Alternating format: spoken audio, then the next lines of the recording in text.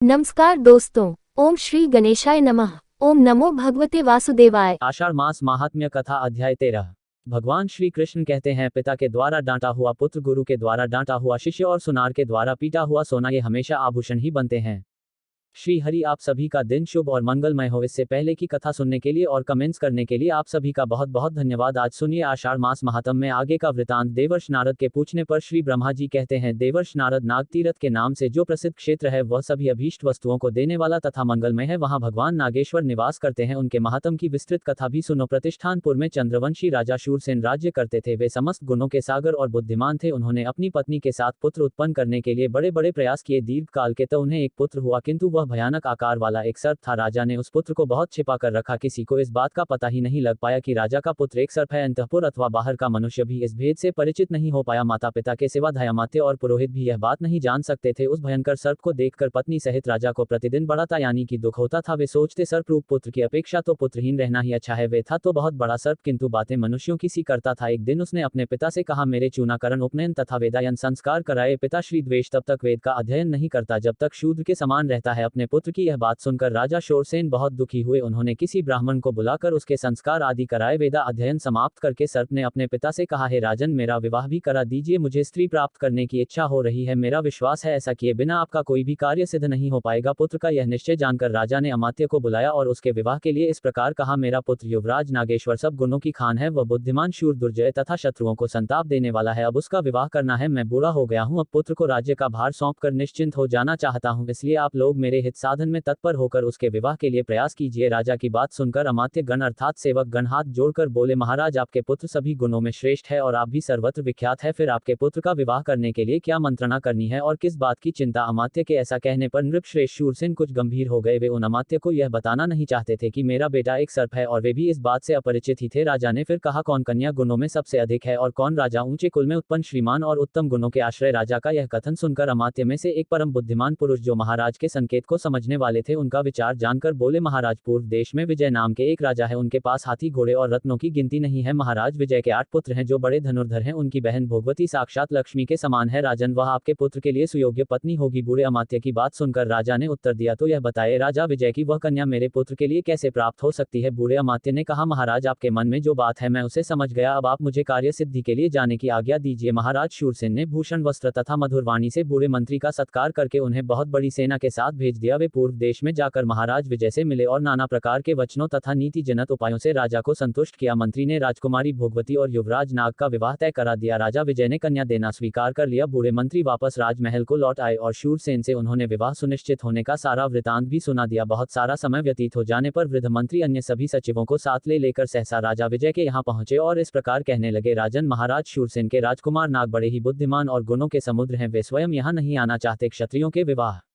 अनेक प्रकार से होते हैं, अतः यह विवाह शस्त्रों द्वारा हो जाए तो बहुत अच्छा रहेगा। वृद्ध मंत्री की बात सुनकर राजा विजय ने उसे सत्य ही माना और भोगवती का विवाह शस्त्र के साथ ही शास्त्र विधि के अनुसार संपन्न हुआ। विवाह के बाद महाराज ने बड़े हर्ष के साथ बहुत सी गौवें, स्वर्ण और अश्व आदि सामग्री दहेज में देकर अपनी कन्या को विदा कर दिया। साथ ही अपने अमात्य को भी भेजा। बूढ़े मंत्री आदि सचिवों ने प्रतिष्ठान में आकर महाराज शूरसेन को उनकी पुत्र वधू समर्पित कर दी। राजा विजय ने जो भी विनयपूर्ण वचन कहे थे उनको भी सुनाया और उनकी दी हुई दहेज की सामग्री, विचित्र आभूषण, दासिया तथा वस्त्र आदि निवेदन किए। इन सभी कार्यों का संपादन करके वे लोग कृतकृत्य हो गए। राजकुमारी भोगवती के साथ जो विजय के अमात्य पधारे थे उनका महाराज शूरसेन ने बड़े सम्मान के साथ स्वागत सत्कार किया, जिसे सुनकर राजा विजय को प्रसन्नता हो। ऐसा बर्ताव करके सभी को विदा कर दिया। राजा विजय की कन्या रूपवती थी। वह सुंदरी, सदा अपनी सास ससुर की सेवा में संलग्न करती। भोगवती का पति अत्यंत भीषण महानाग रत्नों से सुशोभित एकांत गृह में सुगंधित पुष्पों से बिछी हुई सुखद शैया पर आराम करता था। उसने अपने पिता और माता से बारंबार कहा कि मेरी पत्नी राजकुमारी मेरे समीप क्यों नहीं आती? पुत्र की यह बात सुनकर उसकी माता ने धाई से कहा, तुम भोगवती से जाकर कहो कि तुम्हारा पति एक सर्प है, देखो इस पर वह क्या कहती है। बहुत अच्छा कहकर धाई भोगवती के पास गई और एकांत में विनीत भाव से बोली, कल्याणी, मैं तुम्हारे पति को जानती हूँ, वे देवता है, किंतु यह बात किसी पर प्रकट मत करना कि वे मनुष्य नहीं सर्प के रूप में है। धाई की बात सुनकर भोगवती ने कहा, मनुष्य कन्या को सामान्यत मनुष्य ही पति मिलता है। यदि देव जाति का पुरुष पति रूप में प्राप्त हो तब तो कहना ही क्या, वह तो बड़े पुण्य से मिलता है। धाई ने भोगवती की बात सर्प से, उसकी माता से और महाराज शूरसेन से भी कही। भोगवती ने भी धाई को बुलाकर कहा कि तुम्हारा कल्याण हो, मुझे मेरे स्वामी के दर्शन तो कराओ। तब धाई ने उसे ले जाकर अत्यंत भयानक सर्प का दर्शन कराया। वह सुगंधित फूलों से आच्छादित पलंग पर विराजमान था। एकांत गृह में रत्नों से विभूषित भयानक सर्प के आकार में बैठे हुए अपने स्वामी को देखकर भोगवती ने दोनों हाथ जोड़कर कहा, हे स्वामी, मैं धन्य और अनुग्रहित हूँ जिसके पति देवता है, पति ही स्त्री की गति है। यह सुनकर नाग को बड़ी प्रसन्नता हुई। उसने हंसकर कहा, सुंदरी, मैं तुम्हारी भक्ति से संतुष्ट हूँ। बोलो, तुम्हें क्या भीष्ट वरदान दूं? तुम्हारे अनुग्रह से मेरी संपूर्ण स्मरण शक्ति जाग उठी है। मुझे पिनाकधारी देवाधिदेव भगवान शंकर ने शाप दिया है। शेष नाग का पुत्र महाबलवान नाग जो भगवान शंकर के हाथ का कंकड़ बना रहता है, वही मैं तुम्हारा पति हूँ और तुम भी वही पूर्व जन्म की मेरी पत्नी भोगवती हो। एक दिन भगवान शंकर एकांत में पार्वती जी के साथ बैठे थे। वहां पार्वती जी ने एक बात कही जिसे सुनकर भगवान शिव ठठ कर हंस पड़े। उस समय मुझे भी हंसी आ गई, जिससे कुपित होकर भगवान ने मुझे यह श्राप दे डाला कि तू मनुष्य योनि में सर्प रूप से जन्म लेकर ज्ञानी होगा। कल्याणी, यह शाप सुनकर तुमने और मैंने भी भगवान को प्रसन्न करने की बहुत चेष्टा की। तब उन्होंने कहा, जब तुम गौतमी के तट पर मेरा पूजन करोगे और मैं तुम्हारे अंतःकरण में ज्ञान का आधान करूंगा, उस समय तुम भोगवती के प्रसाद से शाप मुक्त हो जाओगे। इसलिए मुझ पर यह संकट आया है। तुम अब मुझे गौतमी के तट पर ले चलो और मेरे साथ ही भगवान की पूजा करो। इससे मेरा शाप छूट जाएगा और फिर हम दोनों पुनः भगवान शिव का सानिध्य प्राप्त कर लेंगे। कष्ट में पड़े हुए समस्त प्राणियों के लिए सदा भगवान शिव ही परम गति है। पति की यह बात सुनकर भोगवती उन्हें अपने साथ लेकर गौतमी तट पर गई और वहां गौतमी में स्नान करके उसने शिव का पूजन किया, जिससे प्रसन्न होकर भगवान ने उस सर्प को दिव्य रूप प्रदान किया। तब वह अपने माता पिता से पूछकर शिवलोक में जाने को तत्पर हुआ। यह जानकर पिता ने कहा, बे, तुम एक ही मेरे पुत्र और युवराज हो, इसलिए समस्त राज्य का पालन करो और बहुत से पुत्र उत्पन्न करके मेरे स्वर्ग गमन के पश्चात शिवलोक में जाओ। पिता का यह कथन सुनकर नागराज ने कहा, अच्छा पिताजी, मैं बिल्कुल ऐसा ही करूंगा। फिर वे इच्छानुसार रूप धारण करके अपनी पत्नी के साथ ही रहने लगे। पिता, माता और पुत्रों के साथ उन्होंने उस विशाल राज्य का उपभोग किया और जब पिता स्वर्ग लोक को चले गए तब अपने अपने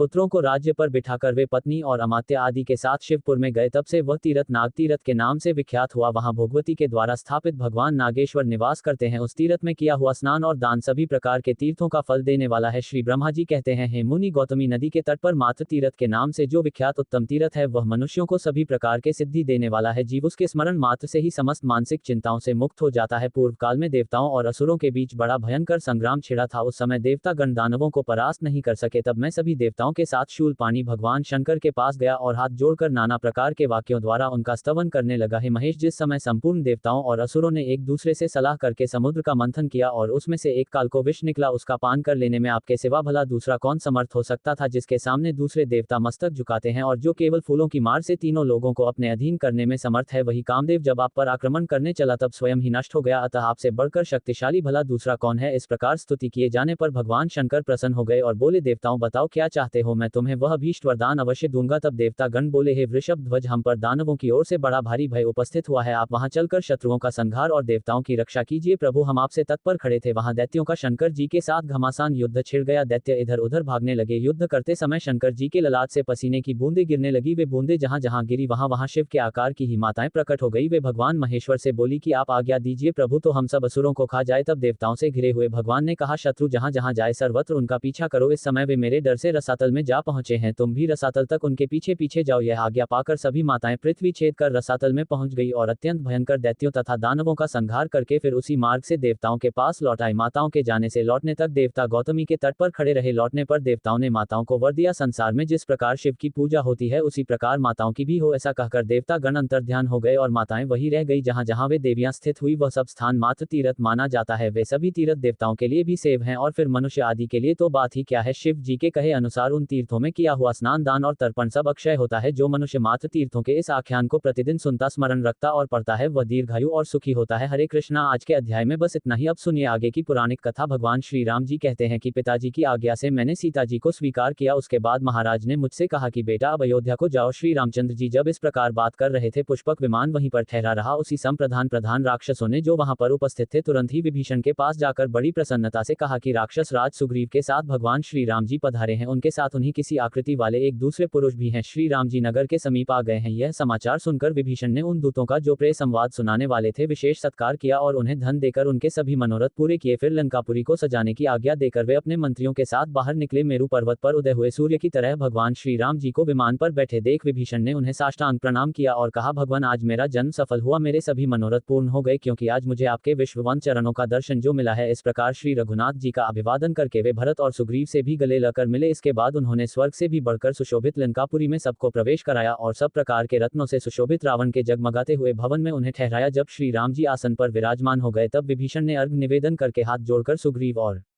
भरत से कहा कि यहाँ पधारे हुए भगवान श्री राम जी को भेंट करने योग्य कोई वस्तु मेरे पास नहीं है। यह लंकापुरी तो स्वयं भगवान ने ही त्रिलोक के लिए कंटक रूप पापी शत्रु को मारकर मुझे प्रदान की है। यह पूरी ही नहीं बल्कि यह स्त्रियां, यह पुत्र और स्वयं मैं, यह सब कुछ भगवान की सेवा में अर्पित है। भगवान आपको नमस्कार है, आप इसे स्वीकार करें। इसके बाद राजा विभीषण का मंत्रिमंडल और लंका के निवासी श्री राम जी के दर्शन के लिए उत्सुक होकर वहां आए और विभीषण से बोले, प्रभु हमें भी श्री राम जी का दर्शन करा दीजिए। विभीषण ने महाराज श्री राम जी से उनका परिचय कराया और श्री राम जी की आज्ञा से भरत ने उन राक्षस पतियों के द्वारा भेंट में दिए हुए धन और रत्न राशि को ग्रहण किया। इस प्रकार राक्षस राज के भवन में श्री रघुनाथ जी ने 3 दिन तक निवास किया। चौथे दिन जब श्री राम जी राजसभा में विराजमान थे, राजमाता कैकसी ने विभीषण से कहा, बेटा मैं भी अपनी बहुओं के साथ चलकर श्री राम जी का दर्शन करूंगी, तुम उन्हें सूचना दे दो। ये महाभाग्य 4 मूर्तियों में प्रकट हुए सनातन भगवान श्री विष्णु है और परम सौभाग्यवती सीता जी साक्षात लक्ष्मी है। तुम्हारा बड़ा भाई उनके स्वरूप को नहीं पहचान पाया था। तुम्हारे पिता ने देवताओं के सामने पहले ही कह दिया था कि भगवान श्री विष्णु रघुकुल में राजा दशरथ के पुत्र रूप से अवतार लेंगे, वे ही दशग्रीव रावण का विनाश करेंगे। विभीषण ने कहा, मां तुम रघुनाथ जी के समीप अवश्य जाओ, मैं पहले जाकर उन्हें सूचना दे देता हूं। ऐसा कहकर विभीषण जहां श्री राम जी थे वहां पर गए और वहां भगवान का दर्शन करने के लिए आए हुए सब लोगों को विदा करके उन्होंने सभा भवन को सर्वथा एकांत बना दिया। फिर श्री राम जी के सम्मुख खड़े होकर कहा, महाराज मेरा निवेदन सुनिए, रावण को, कुंभकर्ण को और मुझको जन्म देने वाली मेरी माता कैकसी आपके चरणों का दर्शन चाहती है। प्रभु आप कृपा करके के उन्हें दर्शन दीजिए। श्री राम जी कहने लगे, राक्षस राज तुम्हारी माता मेरी भी तो माता ही है, मैं माता का दर्शन करने की इच्छा से खुद ही उनके पास चलूंगा, तुम जल्दी मेरे आगे आगे चलो। ऐसा कहकर वे सिंहासन से उठे और चल पड़े। कैकसी के पास पहुंचकर उन्होंने मस्तक पर अंजलि बांधकर उसे प्रणाम करते हुए कहा, देवी मैं आपको प्रणाम करता हूं, मित्र माता होने के कारण आप धर्मत मेरी माता है, जैसे कल्या मेरी माता है उसी प्रकार आप भी हैं। कैकसी बोली, वत्स तुम्हारी जय हो, तुम चिरकाल तक जीवित रहो। वीर मेरे पति ने कहा था कि भगवान श्री विष्णु देवताओं का हित करने के लिए रघुकुल में मनुष्य रूप से अवतार लेंगे, वे रावण का विनाश करके विभीषण को राज्य प्रदान करेंगे, वे दशरथ नंदन श्री राम बाली का वध और समुद्र पर पुल बांधने आदि का कार्य भी करेंगे। इस समय स्वामी के वचनों का अना करके मैंने आपको पहचान लिया, सीता जी लक्ष्मी जी हैं, आप श्री विष्णु हो और यह वानर देवता गण है। अच्छा बेटा तुम्हें अमर यश प्राप्त हो। विभीषण की पत्नी शर्मा ने कहा, भगवान यही अशोक वाटिका में आपकी प्रियाश्री जानकी जी की मैंने पूरे 1 वर्ष तक सेवा की थी, वे मेरी सेवा से यहाँ सुखपूर्वक रही है, परम तब मैं प्रतिदिन श्री सीता जी के चरणों का स्मरण करती हूँ, रात दिन यही सोचती हूँ कि कब उनका दर्शन होगा। आप श्री जनक नंदिनी जी को अपने साथ ही यहाँ क्यों नहीं लेते आए, उनके बिना अकेले आप शोभा नहीं पा रहे, आपके निकट सीता जी शोभा पाती है। और सीता जी के समीप आप जब शर्मा इस प्रकार बात कर रही थी उस समय भरत जी मन ही मन सोचने लगे, यह कौन स्त्री है जो श्री रघुनाथ जी से बात कर रही है। श्री राम जी भरत के मन की बात जान गए, तब वे तुरंत ही बोले, यह विभीषण की पत्नी है और इनका नाम शर्मा है, यह सीता जी की प्रिय सखी भी हैं, वे भी इन्हें बहुत मानती हैं। ऐसा कहकर वे शर्मा से बोले, कल्याणी अब तुम भी जाओ और अपने पति के घर की रक्षा करो। इस प्रकार सीता जी की प्यारी सखी शर्मा को विदा करके श्री राम जी ने विभीषण से कहा, निष्पाप विभीषण तुम सदा देवताओं का प्रिय कार्य करना, कभी उनका अपराध मत करना, तुम्हें देवराज की आज्ञा अनुसार ही चलना चाहिए। अगर लंका में किसी तरह कोई मनुष्य चला आए तो राक्षसों उसका वध नहीं करना चाहिए, बल्कि मेरी ही तरह उसका भी स्वागत सत्कार करना चाहिए। विभीषण ने कहा, राजन आपकी आज्ञा के अनुसार ही मैं यह सारा कार्य करूंगा। विभीषण जब इस प्रकार कह रहे थे उसी समय वायु देवता ने आकर श्री राम जी से कहा, महाभाग्य में राजा बलि को बांधा था, आप उसे ले जाए और कानीकुब्ज देश में स्थापित कर दीजिए।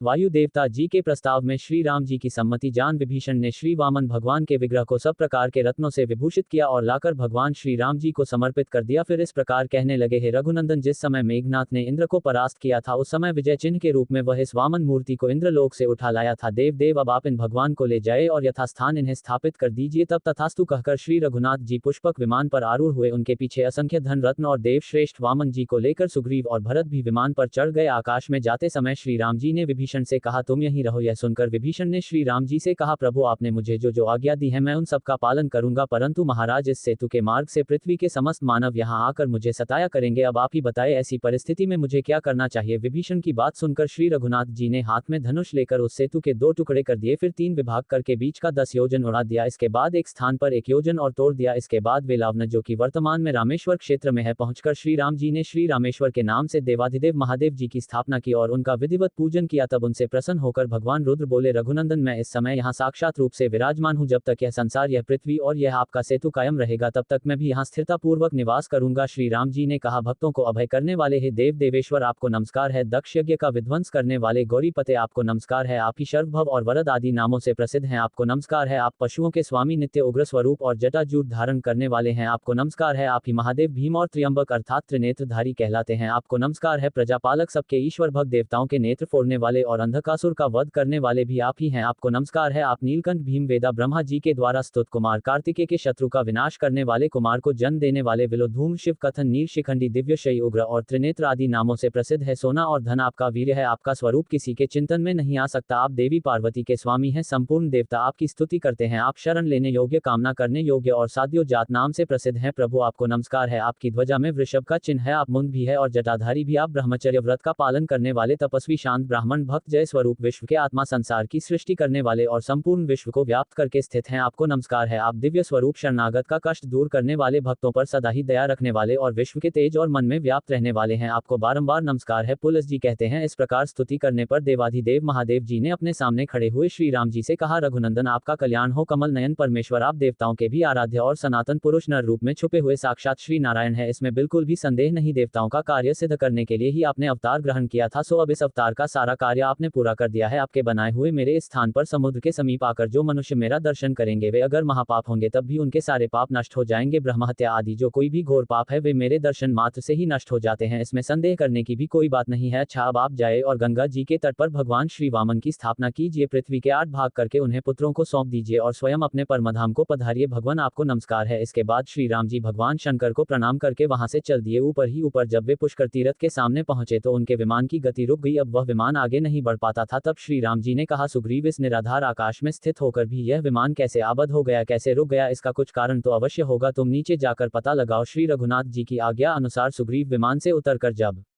पृथ्वी पर आए तो क्या देखते हैं कि देवताओं, सिद्धों और ब्रह्म ऋषियों के समुदाय के साथ चारों वेदों से यह भगवान ब्रह्मा जी विराजमान है। यह देखकर वे विमान पर जाकर श्री राम जी से बोले, भगवान, यहाँ तो समस्त लोकों के पितामह ब्रह्मा जी, लोकपालो, वसु, आदित्य और मरुत गणों के साथ विराजमान है, इसलिए पुष्पक विमान उन्हें लंघ कर आगे नहीं जा पा रहा। तब श्री राम जी सुवर्ण भूषित पुष्पक विमान से उतरे और देवी गायत्री के साथ बैठे हुए भगवान ब्रह्मा जी को साष्टांग प्रणाम किया। इसके बाद वे प्रणित भासे उनकी स्तुति करने लगे। श्री राम जी के द्वारा स्तुति किए जाने के बाद विनीत भाव से खड़े हुए श्री राम जी का हाथ पकड़कर ब्रह्मा जी बोले कि रघुनंदन, आप साक्षात श्री विष्णु है। देवताओं का कार्य करने के लिए ही आप इस पृथ्वी पर मनुष्य रूप में अवतीर्ण हुए हैं। प्रभु, अब आप देवताओं का संपूर्ण कार्य कर चुके हैं। आप गंगा जी के दक्षिण किनारे श्री वामन भगवान की प्रतिमा को स्थापित करके आप अयोध्यापुरी को लौट जाए और वहां से परमधाम को सुधार है। महादेव जी के बाद ब्रह्मा जी से भी आज्ञा पाकर श्री रामचंद्र जी ने उन्हें प्रणाम किया और पुष्पक विमान पर चढ़कर वहां से मथुरापुर की यात्रा की। वहां पुत्र और पत्नी सहित शत्रुघ्न जी से मिलकर श्री राम जी भरत और सुग्रीव के साथ बहुत संतुष्ट हुए। शत्रुघ्न ने भी अपने भाइयों को उपस्थित देख उनके चरणों में मस्तक झुकाकर प्रणाम किया। उनके पांचों अंग अर्थात दोनों हाथ, दोनों घुटने और मस्तक धरती का स्पर्श करने लगे। श्री राम जी ने भाई को उठाकर छाती से लगा लिया। इसके बाद भरत और सुग्रीव भी शत्रुघ्न से मिले। जब श्री राम जी आसन पर विराजमान हुए तब शत्रुघ्न ने बड़ी तेजी से अर्घ निवेदन करके सेना मंत्री आदि 8 अंगों से युक्त अपने राज्य को उनके चरणों में अर्पित कर दिया। श्री राम जी के आगमन का समाचार सुनकर समस्त मथुरावासी, जिनमें ब्रह्मण की संख्या बहुत ज्यादा थी, उनके दर्शन के लिए आए। भगवान ने सारे सचिवों, वेद के विद्वानों, ब्राह्मणों से वार्तालाप करके 5 दिन और मथुरा में ठहरकर फिर वहां से जाने का विचार किया। उस समय श्री राम जी ने बहुत प्रसन्न होकर शत्रुघ्न से कहा कि तुमने जो कुछ भी मुझे अर्पण किया है वह सब मैंने तुम्हें वापस कर दिया। अब मथुरा के राज्य पर अपने दोनों पुत्रों का अभिषेक करो। ऐसा कहकर भगवान श्री राम वहां से चल दिए और दोपहर होते हो गंगा तट पर महोदय तीर्थ पर जा पहुंचे। वहां भगवान वामन जी को स्थापित करके वे ब्राह्मणों और भावी राजाओं से बोले, यह मैंने धर्म का सेतु बनाया है जो ऐश्वर्य और कल्याण की वृद्धि करने वाला है। समय अनुसार इसका पालन करते रहना चाहिए, किसी प्रकार इसका उल्लंघन करना उचित नहीं है। इसके बाद भगवान श्री राम वानर राज सुग्रीव को किष्किंधा भेजकर अयोध्या वापस लौट कर आए और पुष्पक विमान से बोले कि अब तुम्हें यहाँ आने की आवश्यकता नहीं होगी। जहाँ धन के स्वामी कुबेर हैं, तुम अब वहीं रहना। इसके बाद श्री राम जी संपूर्ण कार्यों से निवृत्त हो गए। अब उन्होंने अपने लिए कोई कर्तव्य शेष नहीं समझा। भीष्म, इस प्रकार मैंने श्री राम की कथा के प्रसंग से भगवान श्री वामन के प्राकट्य की वार्ता भी तुमसे कह दी। इसके बाद भीष्म जी ने जो कुछ भी पूछा उसका विस्तार पूर्वक वर्णन आप सभी अगले अध्याय में सुनिएगा। उम्मीद है आज की यह कथा आपको पसंद आया ही होगी।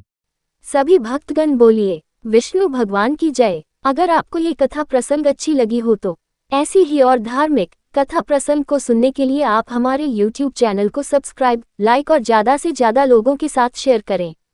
अपने विचार हमें कमेंट बॉक्स में जरूर भेजें। धन्यवाद।